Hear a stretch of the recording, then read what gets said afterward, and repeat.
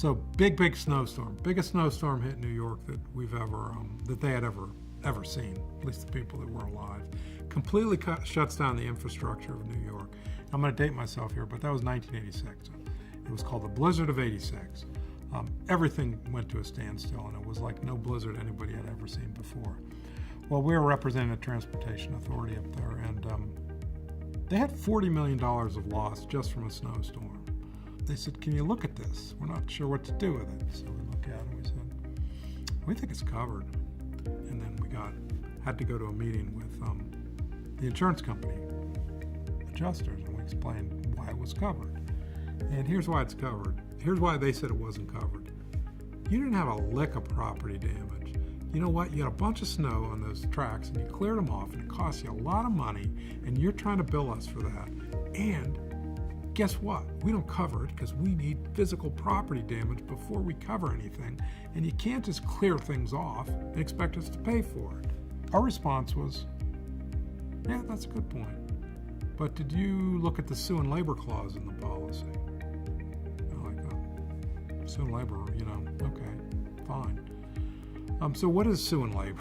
Well, in the 1600s, when all these fancy sailing ships were sailing around, property insurance got its start because they need to insure the property that was on the ships. So here's what was happening. The pirates were coming and taking the ships, and the people that were on the ships were like, I'm out of here. I'm not fighting these pirates. I'm gone.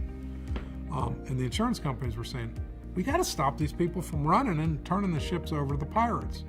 So the insurance companies put in a clause into their policies in Old England and Lloyd's of London. And this is where this clause came from. The language is still very similar to this day. And they put in this clause that says, we will pay for any activities where you sue and labor to protect the property. And, I guess it's Old English. People don't know what sue and labor to protect property is. But there's a bunch of cases in England that explain it. And there's a bunch of cases here that explain it too and go into it. It's whenever you spend money to prevent the damage of property. You don't have to have any damage happening. The pirates didn't get there yet. They got their guns trained on the ship, but they haven't come on yet. But any money you spend to stop them from getting on, you may hire a bunch of people to go out and fight them. You may spend money to go off your route to get out of their way. You may do all kinds of things, but whatever you spend to stop that damage to property is covered. And they're just all looking at us like, what? I'm like, yeah. That's this. We cleared the snow off the track so it wouldn't damage the switching equipment. Water kills these things.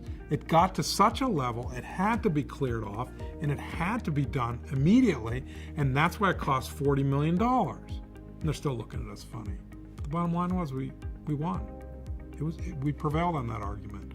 So the point is, it's not always what insurance companies say or think should be done.